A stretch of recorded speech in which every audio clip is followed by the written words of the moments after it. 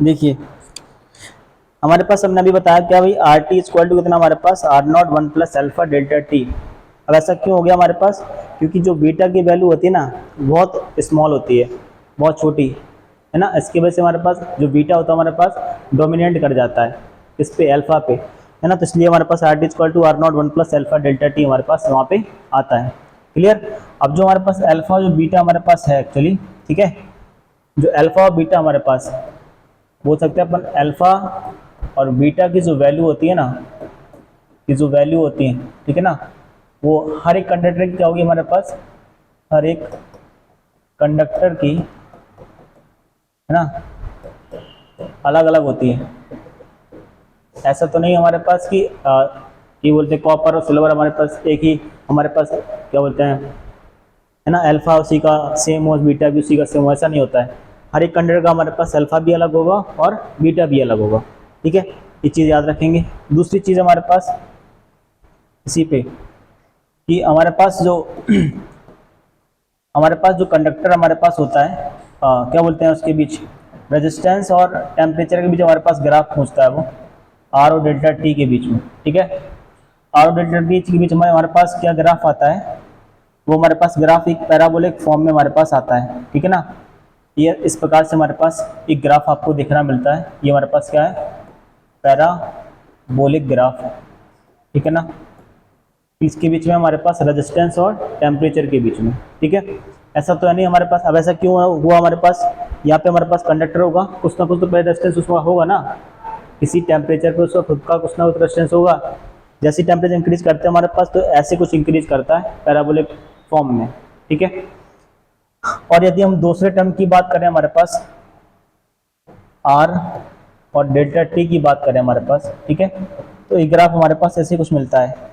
पहले हमारे पास स्ट्रेट मिलता है, फिर हमारे पास ऐसे एक पैराबोलिक टर्म मिलता है। क्लियर। इतना पार्ट हमारे पास लीनियर होता है, इतना लीनियर होता है हमारे पास, फिर ये हमारे पास पैराबोलिक मिलता है, ठीक है ना। क्यों मिलता है हमारे पास, क्योंकि बीटा का हमारे पास वैल्यू क्या होता है, बीटा हमारे पास इज वेरी स्मॉल, ठीक है ना, बहुत स्मॉल होता है, ठीक है। स्मॉल होने की वजह से हमारे पास क्या होता है, डोमिनेट कर जाता है वो इस पे, अल्फा पे। उसकी वजह से हमारे पास ये जो ग्राफ आप देख पा रहे हैं लीनियर मिलता है कुछ समय के लिए, फिर हमारे पास पैराबोलिक टर्म्स में हमारे पास वो इंक्रीज करता है। क्लियर ना। तो ये दो ग्राफ याद रखेंगे आप, किसके बीच में, रेजिस्टेंस और टेम्परेचर के बीच में, ठीक है, इतना नोट कीजिए। अब दूसरी चीज़ हमारे पास यहाँ पे ध्यान दो आप, यहाँ पे हमारे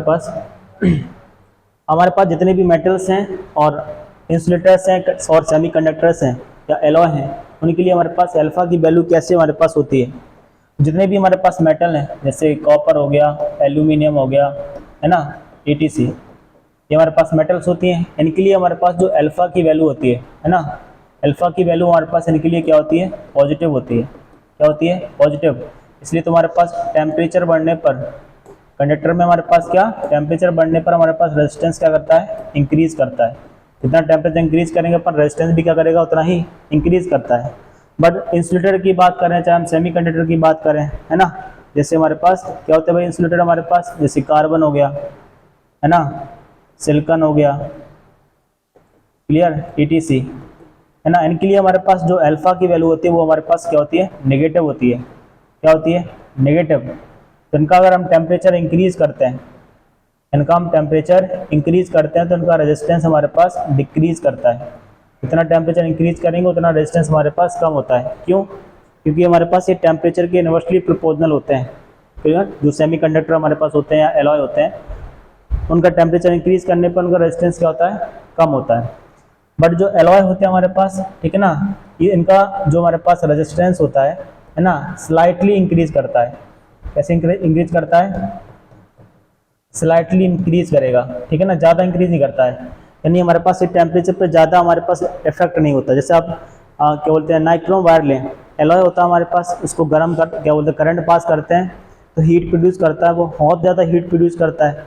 बट उसको टेम्परेचर पे, मतलब उसका टेम्परेचर पे और रेजिस्टेंस पे ज़्यादा फर्क नहीं आता है। स्लाइटली हमारे पास उसका रेजिस्टेंस हमारे पास चेंज होता है, ज़्यादा हमारे पास चेंज नहीं आता है ना। तो एलॉय के लिए याद रखेंगे, हमारे पास स्लाइटली इंक्रीज करता है हमारे पास, या स्लाइटली चेंज आएगा हमारे पास किस पे, रेजिस्टेंस पे। अगर टेम्परेचर हम इंक्रीज कर रहे हैं इसका, तो हमारे पास उस केस में स्लाइटली हमारे पास इंक्रीज करेगा रेजिस्टेंस।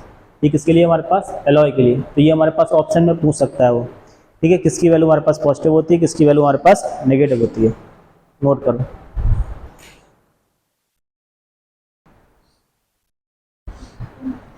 चलिए देखो, जो हमने अभी आपको फॉर्मूला बताया, R T equal to R naught 1 plus alpha delta T, ये बताया ना, ठीक है।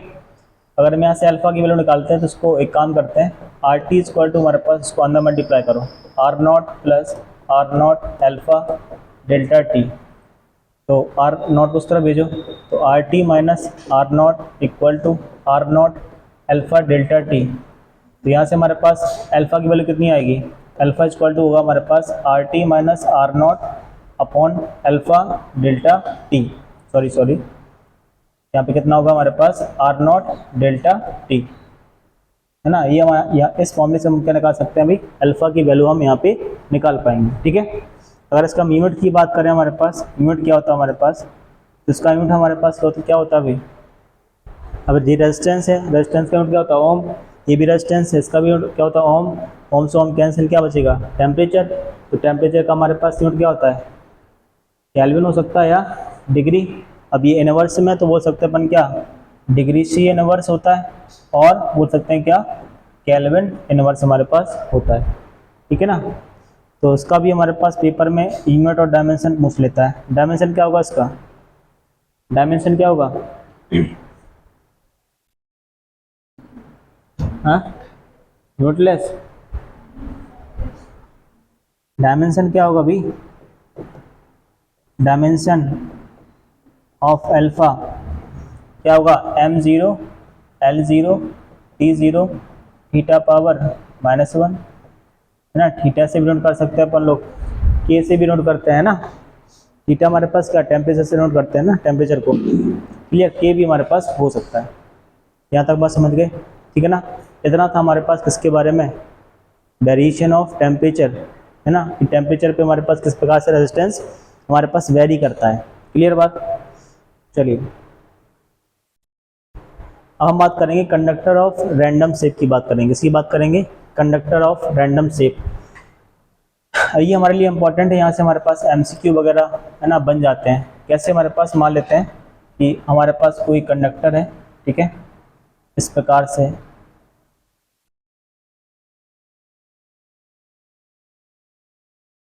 ठीक है, रैंडम शेप का हमारे पास कंडक्टर ये है, ठीक है। इसको थोड़ा सा सही कर लेते हैं, घुमा के, ठीक है, इस प्रकार से हमारे पास ये कंडक्टर हमारे पास, ठीक है। इसको हमने एक बैटरी से कनेक्ट किया, एक की लगाई, यहाँ से हमारे पास एक बैटरी से इसको हमने कनेक्ट किया, ये प्लस हमारे पास, ये माइनस, ये की हमारे पास, ये 20 वोल्ट की बैटरी, यहाँ से हमारे पास करंट निकलेगा भी, ठीक है। तो हमारे पास करंट इसमें हमारे पास फ्लो करेगा इस प्रकार से, यहाँ पे जाएगा हमारे पास करंट, ठीक है, यहाँ पे जाएगा हमारे पास करंट, ऐसे हमारे पास यहाँ पे जाएगा, क्लियर ना, यहाँ पे जाएगा, ऐसे हमारे पास करंट मूव करेगा। ये हमारे पास एरिया क्रॉस सेक्शन, यहाँ पर हमारे पास क्या है, ये मान लेते हैं A1 है, यहाँ पे हमारे पास क्या है, ये A2 है। हमारे पास है ना रैंडम शेप का कंडक्टर ले रहे हैं, किस शेप का, रैंडम शेप का। अभी तुम क्या कहते हैं, सिलेंड्रिकल शेप ले लिया हमने, है ना, उसका एरिया क्रॉस इसका इस तरफ भी सेम है, उस तरफ भी सेम है। अब सपोज हमारे पास कंडक्टर का हमारे पास एरिया इस तरफ अलग है, उस तरफ हमारे पास क्या है भाई, अलग है, क्लियर। मान लेते हैं हमारे पास अब इसका एरिया क्रॉस सेक्शन हमारे पास वेरी कर रहा है, इसका मतलब इसका रेजिस्टेंस भी वेरी करेगा, क्योंकि आप जानते हैं कि रेजिस्टेंस क्या होता है हमारे पास, इनवर्सली प्रोपोर्शनल किसका होता है, एरिया क्रॉस सेक्शन की, होता कि नहीं होता है। क्योंकि यहाँ का हमारे पास एरिया क्रॉस सेक्शन अलग होगा, यहाँ पे अलग होगा, यहाँ पे अलग होगा, यहाँ पे अलग होगा, तो हर जगह हमारे पास रेजिस्टेंस वेरी करेगा, ठीक है। बट इस कंडक्टर से जितना हमारे पास करंट पास होगा, आई वाला, ठीक है ना, करंट तो हमारे पास पूरे ही कंडक्टर में सेम होगा। जितना करंट यहाँ से हमारे पास होगा उतना ही करंट यहाँ से निकलेगा। क्यों? क्योंकि रेजिस्टेंस हमारे पास जो करंट होता है वो क्या किस पे डिपेंड करता है, किसी पे डिपेंड नहीं करता ना, किस पे डिपेंड करता है, सिर्फ वोल्टेज पे। कंडक्टर के शेप और साइज पे डिपेंड करता है क्या करंट? नहीं करता ना, किस पे डिपेंड करता है? हाँ जी, वोल्टेज पे करता है ना। अब इसका रेजिस्टेंस हमारे पास वेरी करेगा एक्चुअली, क्यों? क्योंकि उसका एरिया क्रॉस सेक्शन हमारे पास चेंज हो रहा है। तो मान लेते हैं इसका हमारे पास जो आर टोटल निकल के आएगा वो कितना निकल के आता है, मान लेते हैं आर नॉट निकल के आ रहा है, क्या आ रहा है हमारे पास, ठीक है। तो रैंडम शिफ्ट का जो हमारे पास कंडक्टर होता है, सीधा क्वेश्चन पूछता है हमारे पास, तो रैंडम शिफ्ट का जो कंडक्टर हमारे पास होता है तो पूरे, है ना, मतलब जितना भी करंट हमारे पास यहाँ से आएगा A1 से, उतना ही करंट हमारे पास A2 से पास हो जाएगा, ठीक है। तो करंट हमारे पास क्या होता है यहाँ पे, कांस्टेंट होता है। करंट क्या होता है हमारे पास यहाँ पे, कांस्टेंट होता है, ठीक है। फिर दूसरी चीज़ आपको मैंने अब आपको बताई यहाँ पे, I इक्वल टू NEA/VD, ये तो पढ़ा हमने, वीना से याद किया था, ठीक है। यहाँ पे हमारे पास N क्या अभी कैरियर डेंसिटी है, E हमारे पास क्या इलेक्ट्रॉन पे चार्ज है, E एरिया क्रॉस सेक्शन है हमारे पास, और VD हमारे पास क्या ड्रिफ्ट वेलोसिटी। तो इस केस में हमारे पास क्या होता, इसको याद रखेंगे आप क्या, कि हमारे पास A और VD हमारे पास यहाँ पे कांस्टेंट होता है, क्या होता है, एरिया ऑफ क्रॉस सेक्शन और वेलोसिटी क्या होता है हमारे पास, दोनों कांस्टेंट होंगे। यानी बोल सकते हैं हमारे पास एरिया इनवर्सली प्रोपोर्शनल किसके होगा, हमारे पास ड्रिफ्ट वेलोसिटी के, है ना। या यहाँ पे हम ऐसा बोल सकते हैं कि हमारे पास ड्रिफ्ट वेलोसिटी है वो इनवर्सली प्रोपोर्शनल हुई किसके, एरिया ऑफ क्रॉस सेक्शन के। अगर हमारे पास एरिया ऑफ क्रॉस सेक्शन ज़्यादा हुआ तो हमारे पास ड्रिफ्ट वेलोसिटी कम होगी, एरिया ऑफ क्रॉस सेक्शन हमारे पास कम हुआ तो हमारे पास ड्रिफ्ट वेलोसिटी हमारे पास वहाँ पे क्या होगी, ज़्यादा होगी। अरे होगी कि नहीं होगी? करंट तो हमारे पास क्या पूरी जर्नी में कांस्टेंट है, करंट क्या हमारे पास पूरी जर्नी में क्या होगा हमारे पास, कांस्टेंट होगा। बट जहाँ पर हमारे पास क्या बोलते हैं एरिया क्रॉस सेक्शन ज़्यादा है वहाँ पे ड्रिफ्ट वेलोसिटी सबसे कम होने वाली है, और जहाँ पे हमारे पास एरिया क्रॉस सेक्शन सबसे कम होगा वहाँ पे ड्रिफ्ट वेलोसिटी हमारे पास सबसे ज़्यादा होगी। तो पेपर में पूछेगा कि बताइए भाई कि ड्रिफ्ट वेलोसिटी हमारे पास कहाँ पर ज़्यादा होगी, तो जहाँ पे एरिया क्रॉस सेक्शन हमारे पास कम वहाँ पे ड्रिफ्ट वेलोसिटी सबसे, जहाँ पे कम होगा एरिया क्रॉस सेक्शन वहाँ पे ड्रिफ्ट वेलोसिटी क्या होगी, सबसे ज़्यादा होगी, और जहाँ पे एरिया क्रॉस सेक्शन ज़्यादा होगा वहाँ पे ड्रिफ्ट वेलोसिटी हमारे पास क्या होगी, कम होगी। क्लियर? फिर दूसरी चीज़ आपको बताई, फॉर्मूला से हमारे पास J इक्वल टू हमारे पास क्या होता है, I/A होता है, होता कि नहीं होता है? J इक्वल टू हमारे पास क्या होता है, I/A होता है कि नहीं होता अभी? तो बोल पाएंगे अपन क्या, J जो हमारे पास है वो इनवर्सली प्रोपोर्शनल है किसके, एरिया के। क्यों है? क्योंकि I तो हमारे पास कांस्टेंट है ना पूरी जर्नी में, I तो क्या है कांस्टेंट, तो J इनवर्सली प्रोपोर्शनल किसके है, एरिया के। बट हमारे पास area of cross section directly proportional है किसके, ड्रिफ्ट वेलोसिटी के, है कि नहीं? इससे देखो ना भाई, जो हमारे पास एरिया ऑफ क्रॉस सेक्शन किसका, इनवर्सली प्रोपोर्शनल किसके है, ड्रिफ्ट वेलोसिटी के। तो यहाँ पे हम बोल पाएंगे क्या, क्या बोल पाएंगे यहाँ से, कि अगर एरिया ऑफ क्रॉस सेक्शन ज़्यादा हुआ एरिया ऑफ क्रॉस सेक्शन क्या हुआ हमारे पास यहाँ पे, एरिया ऑफ क्रॉस सेक्शन हमारे पास ज़्यादा हुआ तो हमारे पास वहाँ पे चार्ज डेंसिटी क्या होगी, कम होगी, तो हमारे पास वहाँ पे ड्रिफ्ट वेलोसिटी भी क्या होगी, कम होगी। अगर एरिया ऑफ क्रॉस सेक्शन हमारे पास कम हुआ तो हमारे पास चार्ज डेंसिटी ज़्यादा होगी, तो ड्रिफ्ट वेलोसिटी भी हमारे पास वहाँ पे ज़्यादा होने वाली है। इतनी बात समझ में आई? ठीक है। फिर दूसरी चीज़ हमने आपको रिलेशन बताया था क्या, J equal to sigma into E, बताया था कि नहीं बताया था भाई? J इक्वल टू क्या बताया था, सिग्मा इंटू E बताया था। तो J डायरेक्टली प्रोपोर्शनल किसके होगा हमारे पास, इलेक्ट्रिक फील्ड के होगा कि नहीं होगा? यदि हमारे पास J ज़्यादा हुआ तो बोल पाएंगे E भी ज़्यादा होगा, अगर J कम हुआ हमारे पास तो E भी हमारे पास क्या होगा, कम होगा। ठीक है। तो यहाँ पे वो कैसे भी घुमा फिरा के आपको क्वेश्चन कर सकता है, बात समझे कि नहीं? तो आपको जितने भी मैंने फॉर्मूले बताए थे सबको मैंने रेट करके आपको समझाया, ठीक है। बट ये याद रखेंगे आप क्या, ये जो मैंने कॉन्सेप्ट आपको बताया ये वाला, ठीक है, इस चीज़ को आप याद रखेंगे कि जो हमारे पास क्या बोलते हैं ड्रिफ्ट वेलोसिटी और क्या बोलते हैं एरिया के बीच जो रिलेशन होता है वो क्या होता है, कांस्टेंट। इसलिए ड्रिफ्ट वेलोसिटी इनवर्सली प्रोपोर्शनल है किसके, एरिया ऑफ क्रॉस सेक्शन के। जितना एरिया ऑफ क्रॉस सेक्शन ज़्यादा होगा उतना ही कम हमारे पास ड्रिफ्ट वेलोसिटी होगी, है ना। यहाँ से हमारे पास एरिया क्रॉस सेक्शन ज़्यादा है ना, तो यहाँ पे हमारे पास ड्रिफ्ट वेलोसिटी क्या होगी, सबसे कम। यहाँ पे ज़्यादा, यहाँ पे कम है तो उसकी वजह से यहाँ पे ड्रिफ्ट वेलोसिटी क्या होगी, ज़्यादा। लेकिन पूरी जर्नी में हमारे पास करंट क्या होता है, कांस्टेंट होता है ना। अब यहाँ पे एरिया वेरी करता है इसलिए हमारे पास उसका रेजिस्टेंस अलग अलग आता है ना। तो इसका रेजिस्टेंस निकालने के लिए मुझे इंटीग्रेशन करना पड़ता है, वो कि अपने सिलेबस में नहीं है। ठीक है, बात इतनी समझ में आई? यहाँ तक कोई समस्या? ठीक है ना। तो इसको बोलते हैं अपन क्या, कंडक्टर ऑफ रैंडम शिप किस प्रकार से वेरी करता है हमारे पास, है ना। ड्रिफ्ट वेलोसिटी कैसे वेरी करती है उस पर, है ना। J कैसे वेरी करता है ना। इलेक्ट्रिक फील्ड कैसे वेरी करती है, इन सब बातों पे हमारे पास ये काम करता है। ठीक है, नोट कीजिए।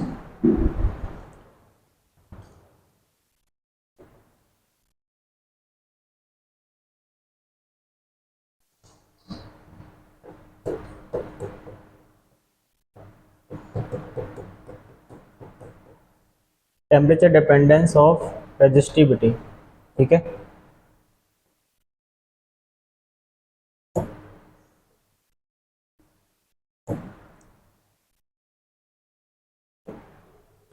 अब हमने आपको बताया था ना कि टेम्परेचर भी हमारे पास क्या करता है, दो बातों पर डिपेंड करता है, सॉरी रेजिस्टिविटी हमारे पास दो बातों पर डिपेंड करती है, किस पे, एक तो नेचर ऑफ मटेरियल पर, दूसरा हमारे पास टेम्परेचर पर, ठीक है। तो किस प्रकार से वेरी करता है वो आपको यहाँ पे देखना भी। तो हमारे पास है ना रो टी इक्वल टू हमारे पास rho naught 1 plus alpha delta T.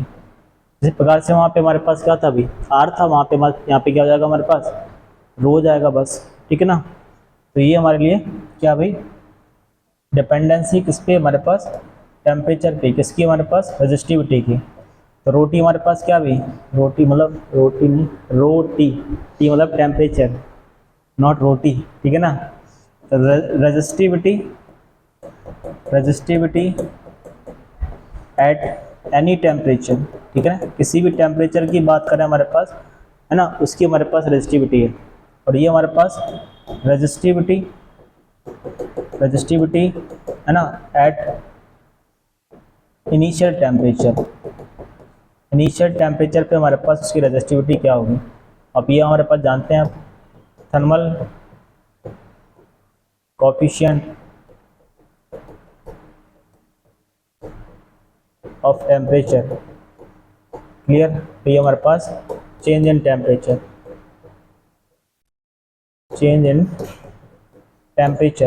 Clear. अब इनकी ग्राफ हमारे पास पूछता है तो ग्राफ याद रखेंगे, ठीक है, क्लियर। देखो भी ग्राफ की अगर हम बात करें यहाँ पे, ठीक है, किसके बीच में रो और टी के बीच में बात करें, किसके बीच रो और टी। ये हम बना रहे हैं ग्राफ किसके बीच का भाई, ये ग्राफ बना रहे हैं हमारे पास, ये ग्राफ हम बना रहे हैं फॉर मेटल्स के लिए, किसके लिए फॉर मेटल के लिए हमारे पास ग्राफ क्या होता है। तो हमारे पास आप जानते हैं भाई टेम्परेचर बढ़ाने पर हमारे पास क्या होता है, टेम्परेचर बढ़ाने पर हमारे पास रेजिस्टिविटी इंक्रीज करेगी, ओके। और कैसे इंक्रीज करती है हमारे पास वो ऐसा पैराबोलिक हमारे पास आपको देखने को ग्राफ मिलता है, ठीक है। दूसरा ग्राफ बनाएंगे अपन किसके लिए भाई, दूसरा ग्राफ हमारे लिए फॉर, ठीक है, इंसुलेटर है ना, और बोल सकते हैं सेमी कंडक्टर के लिए हमारे पास ग्राफ। तो हमारे पास क्या बोलते हैं रो और टी के बीच हमारे पास ग्राफ बनाते हैं, इसके बीच में हमारे पास रो और टी के बीच में इंसुलेटर और हमारे पास सेमीकंडक्टर। एक चीज़ और याद रखना हमारे पास, जिस प्रकार से हम हमारे पास यहाँ पे अल्फा, वहाँ पे आर, हमारे आर के लिए रेजिस्टेंस के लिए हमारे पास अल्फा यहाँ पे क्या हो जाता है पॉजिटिव, इसी प्रकार रो भी हमारे पास यहाँ पे पॉजिटिव होगा, ठीक है ना। और इंसुलेटर और सेमीकंडक्टर के लिए हमारे पास यहाँ पे क्या बोलते हैं हमारे पास अल्फा क्या होता है नेगेटिव होता है, क्या होता है हमारे पास नेगेटिव। तो इसका अगर हम ग्राफ बनाते हैं तो हमारे पास यहाँ पे ऐसे डिक्रीज करता हुआ हमारे पास ग्राफ बनेगा, क्लियर। तीसरा हमारे पास फॉर एलॉय के लिए बात करें, किसकी बात करें एलॉय के लिए, ठीक है, फॉर एलॉय के लिए अगर हम बात करें हमारे पास रो और टी के बीच हमारे पास अगर ग्राफ बनाते हैं हमारे पास तो हमको एक स्ट्रेट लाइन मिलती है, क्यों, क्योंकि हमारे पास इसके लिए अल्फा हमारे पास लगभग 0 के इक्वल होता है ना, क्योंकि अभी बताया मैंने आपको टेम्परेचर पे ज़्यादा फर्क नहीं पड़ता, तो इसकी रेजिस्टिविटी तो हमारे पास बहुत हाई होती है एक्चुअली एलॉय की, ठीक है ना। तो ज़्यादा हमारे पास अल्फा पे कोई फर्क नहीं पड़ता है, ठीक है ना, लगभग हमारे पास 0 के बराबर ही होता है। तो हमारे पास एक स्ट्रेट लाइन आपको देखने को वहाँ पे मिलती है। कितनी बात समझ गए, ठीक है। तो ये 3 बातें आपको यहाँ पे नोट करना है, चलिए नोट कीजिए।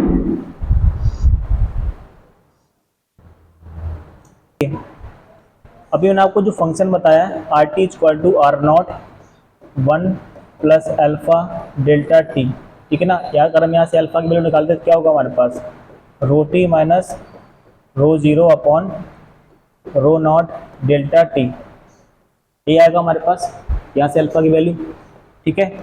इसमें एक फंक्शन हमारे लिए याद रखना आपकी अल्फा हमारे पास एक्चुअली हमारे पास ये क्या है चेंज इन रेजिस्टिविटी, तो उसको ऐसा बोल सकते हैं डी रो, क्या बोल सकते हैं हमारे पास डी रो अपॉन ये हमारे पास क्या है रो नॉट रहेगा, इसको अपन ये हमारे पास क्या लगा टेम्परेचर है ना, तो डी टी ये हमारे पास क्या चेंज इन टेम्परेचर है ना, बोल सकते हैं हमारे पास क्या 1 अपॉन स्मॉल टेम्परेचर, तो हमारे पास यहाँ से एक फंक्शन बनता है, किसका भाई, हमारे पास रेजिस्टिविटी और टेम्परेचर के बीच हमारे पास एक क्या है, हमारे पास एक फंक्शनल फॉर्मूला है।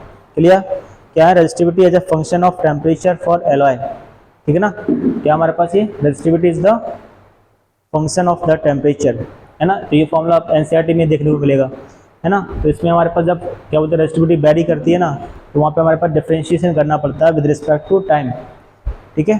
तो अब सवाल कराएंगे तो हमारे पास ये वहाँ पे हम बताएंगे। क्लियर? चलिए अभी क्वेश्चन लिखिए, लिखें क्वेश्चन भाई, है ना? अब तो मैं जितना भी कॉन्सेप्ट था वो हमारे साथ क्लियर कर दिया है ना? अब क्वेश्चंस की बारी आएगी भाई।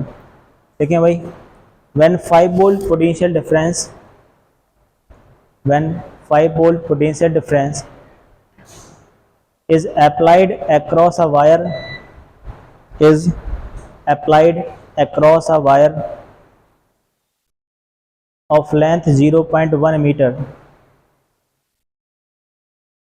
applied across a wire of length 0.1 meter, the drift velocity of electron, the drift velocity of electron is 2.5 into 10 to power minus 4 meter per second, 2.5 into 10 to power minus 4 meter per second, if the electron density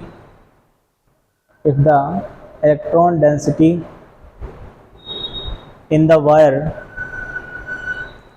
is 8 into 10 to power 28 per meter cube, the resistivity of the material, the resistivity of the material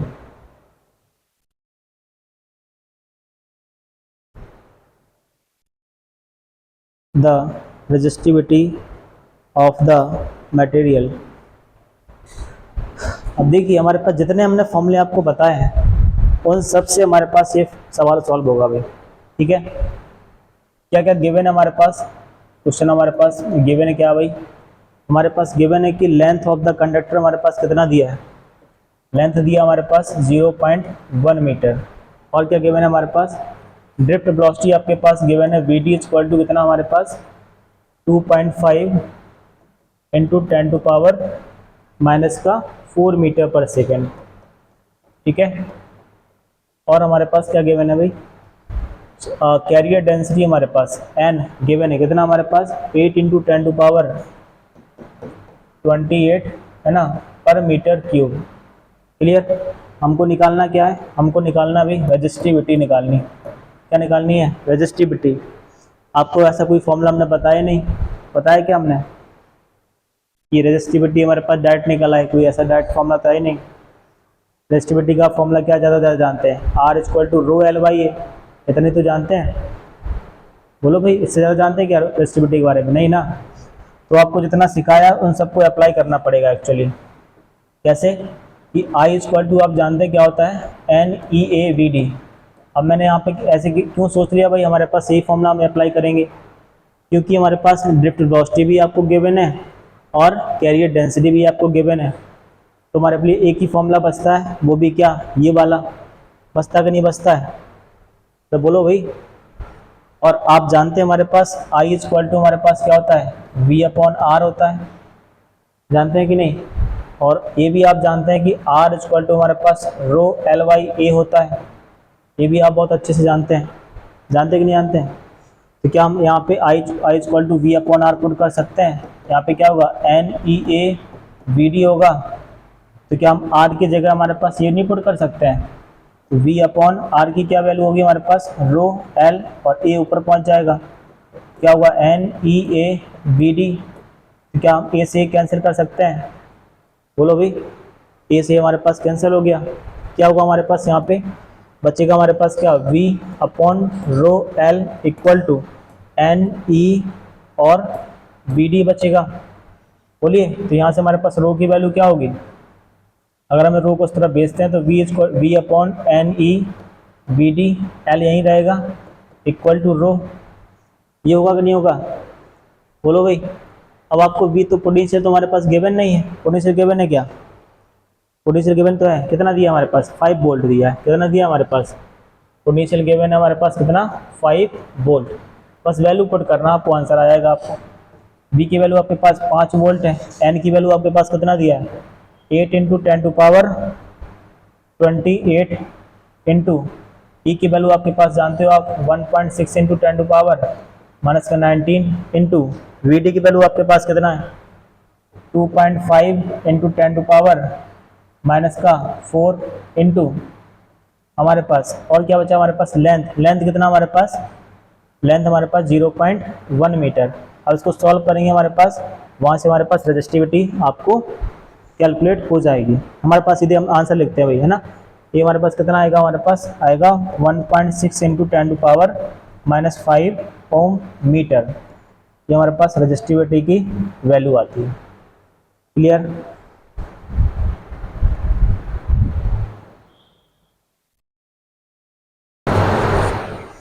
देखिए हमारे पास क्या दिया है, drift velocity आपको निकालना है। आपके पास क्या गिवन है, हमारे पास एरिया प्रोसेस हमारे पास गिवन है, दूसरा हमारे पास करंट गिवन है, और दूसरा हमारे पास कैरियर डेंसिटी हमारे पास गिवन है। ठीक है, तो उसमें मुझे निकालना क्या है, ड्रिफ्ट वेलोसिटी। आपको फॉर्मूला पता है, आई इक्वल टू हमारे पास क्या होता है N E A V D होता है। निकालना क्या है ड्रिफ्ट वेलोसिटी, तो वी डी इक्वल टू क्या होगा आई अपॉन एन ई ए, बस वैल्यू पुट करना आंसर आएगा। आई कितना आपके पास 1.5 है ना, एन हमारे पास कितना है, एन हमारे पास गिवन है कितना 9 इंटू 10 टू पावर 28, ये 1.6 into 10 to power minus 19 into area की बात करें कितना दिया हमारे पास एरिया, ये दिया हमारे पास 10 टू पावर माइनस का 7। क्लियर, सॉल्व कर लीजिए भाई, कितना आएगा 1.5 अपॉन ये हमारे पास कितना होगा 9 इंटू 1.6 इंटू ये 10 टू पावर 28 हो गया, है ना, ये माइनस का 19 और ये माइनस का 7।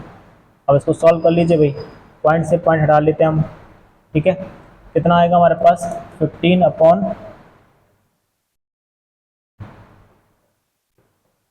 144 और इंटू 10 टू पावर हमारे पास कितना होगा 28 ना, 28 में हमारे पास कितना बचेगा, है ना,